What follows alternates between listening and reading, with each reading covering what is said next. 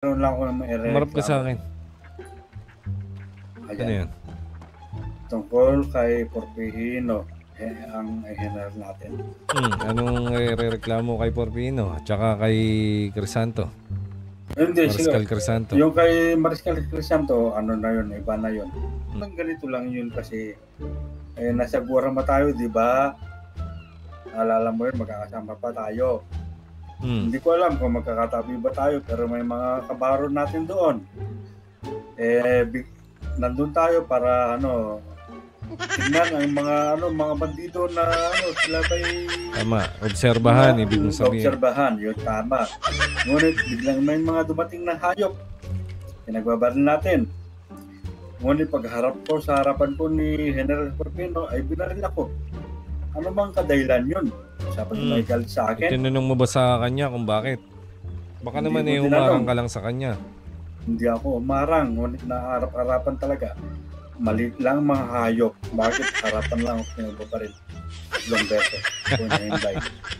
Anong dahilan? Personal na yan Personal na. Ano ang gusto mong malaman? May galit ba sa akin sa personal si General Porpihino? Bakit hindi mo siya tanungin na personal? Oo.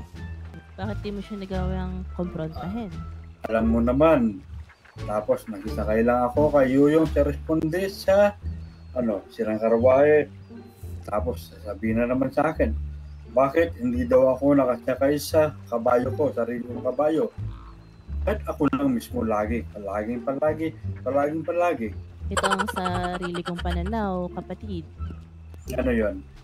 Kaya ganyan sa'yo ang iba mong kabaro kasi hinahayaan mo lang. Yung napayagan mo o pumapayag ka na ginaganon-ganon ka, hindi ka lumalaban, hindi ka nagrereklamo, hindi ka umaangal. Matagal na ho akong kapatid nagre-reklamo. Dahil isa na siyang general. Anong masasabi mo? Ikaw naman, masasabi ko, tsaka na Mariscal, wala akong reklamo sa'yo. Ginagabayan. Alam ko na yun, Mariscal. Matagal na yun. Si Mariscal Talia, si Conori daw, may talaan niya ng mga malalapit sa kanya, mabubuting sibil, tsaka yung mga maduduming sibil.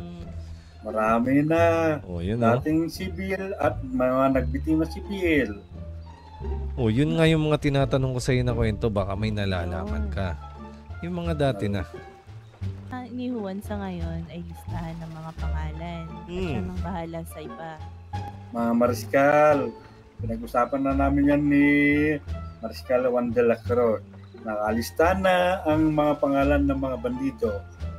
Mga sibil, nililista ko na lang kapag ay meron na akong malalim na pangalan ka nga ng sibil na bandido. Listahan lang ng pangalan ng kailangan namin. Wala Hindi ko po masasabi hindi namin dahil kailangan ng ebidensya. Hindi ka namin questionin, hindi ka namin pag-iisipan. Hindi rin naman namin sasabihin na sa'yo nang galing. Listahan ng pangalan lamang ang kailangan. Wala nang iba. Hindi kailangan ng ng ebidensya. Wala kang dapat ipangamba na malalaman nila. Eto, si Dante Valientes. Sino pa? Alam mo kung bakit? Bakit? Nakita ko siya nung ako'y, nagliban ako ng ilang araw. Nung ako'y nagbalik, ay nakita ko siya na iba ang kanyang balbas. Pagkilala naman ng isang sibil. Tama. May balbas? May balbas na parang may balbas na malapit sa ilong. Parang tapos si Mr. Suave. Ayun. Alam mo na ang ibig ko sabihin. Ibig sabihin naglagay ng peking bigote. Yun. Kinausap ko siya, nagpakilala siya. Nagpakilala siya na siya si Dante Valientes. Harapan natin. Kasi nandun tayo nagpo-proseso sa itim na tubig. Tapos, may nagnakaw sa Armadillo. Ayan, bagay sa'yo. Nung nagnakaw sa Armadillo, nakita ko naman ang kanyang itsura. Pero nagpakilala sa'yo? Hindi siya nagpakilala, pero yun yung itsura mismo. Siyang siya, matutukoy mo. Siyang siya. Maaaring kong tukuyan yan, pero... Bakit? Natatakot ka ba kay Dante? Hindi ako natatakot.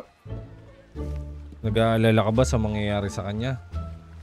nag-aalala ako sa sarili ko. Tunayan ay siya ay nag-iba ng boses. Pero katunayan, Basta na kahit pa nag-iba ng, kahit pa gumamit ng tabako yan. Kung inamin naman niya sa'yo na siya yun, at talagang namumukhaan mo, pwede mo siya ituro. Maaari, turong-turo na talaga. Kaya mo bang gawin yan kapag nagpulong ang sibil at nariyan siya? Kayang-kaya. Depende na lang kung nag-ibaan nyo ang kanyang balbas. Pero Hindi naman, pwede mo namang ilahad lahat eh. Siyempre lahat ng impormasyon. Ngayon, kami nang bahalang kumastigo ron. Basta sinabi mo yung impormasyon, kami nang bahalang magtanong sa kanya.